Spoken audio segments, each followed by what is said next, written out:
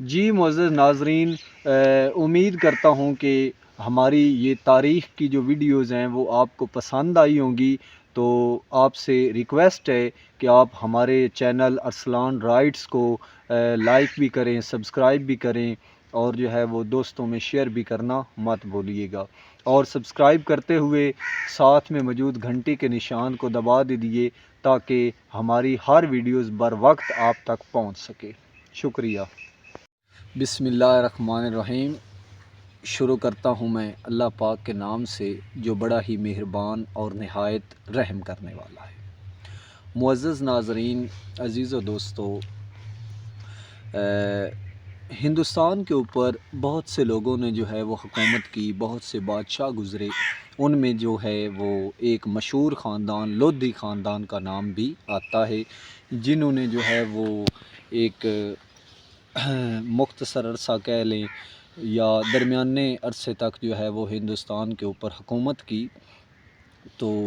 ان کا مشہور خاندان ہے جن کو لودھی خاندان کے نام سے بھی جانا جاتا ہے۔ تو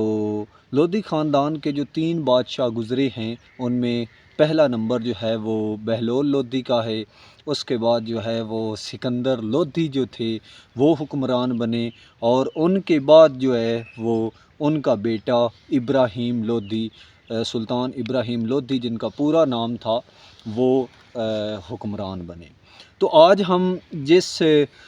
حکمران کی بات کریں گے ان کا نام ہے سلطان ابراہیم لودھی۔ سلطان ابراہیم لودھی کے والد کا نام جو ہے وہ سکندر خان لودھی تھا، اور یہ اپنے باپ کی وفات کے بعد جو ہے وہ لودھی خاندان کا آخری بادشاہ بنا۔ بچپن کی اگر بات کی جائے تو سلطان ابراہیم لودھی جو تھے وہ دلی میں سن 1480 میں پیدا ہوئے۔ یہ شروع میں ہی جو ہے وہ ان کو کافی زیادہ مقبولیت بھی مل گئی، اور انہوں نے جو ہے وہ کافی تگ و دو کی حکومت کو حاصل کرنے کے لیے، چونکہ ان کے والد صاحب جو تھے وہ بھی پہلے ہی سے حکمران تھے، اس لیے حکومت جو تھی وہ بعد میں ان کے حصے میں آنی تھی، اور یہ لودھی خاندان کے آخری بادشاہ شمار کیے جاتے ہیں سلطان ابراہیم لودھی۔ اس کے بعد جو ہے انہوں نے اپنی حکومت میں آ کر بہت سی کامیابیاں حاصل کیں۔ مثال کے طور پر دوہری بادشاہی کے نظریے کو انہوں نے اجاگر کیا، اور اس کے دل پر جو تھی ان کے دل میں وہ حکومت کرنے کی خواہش بھی شروع ہی سے موجود تھی۔ اور اس نے جب یہ حکومت کے اندر آئے سلطان ابراہیم لودھی، تو اس نے اپنے بھائی جلال خان کو جو ہے وہ جون پور کا حکمران بھی مقرر کیا، اور کافی جو ایریا تھا وہ اس کی حکومت کے اندر آتا تھا۔ اس کے بعد جو ہے وہ سلطان ابراہیم لودھی جو تھے یہ جنگجو آدمی بھی تھے، باصلاحیت باشعور انسان بھی تھے، اور انہوں نے کافی زیادہ جو ہے وہ اپنے حکومتی معاملات میں کامیابیاں حاصل کیں، اور حکومتی انتظامات کو اچھے انداز اور طور طریقے سے چلایا۔ اس کے بعد جو ہے وہ جیسا کہ آپ کو پتہ ہے کہ 1526 میں جو ہے وہ پانی پت کی پہلی جنگ ہوئی تھی،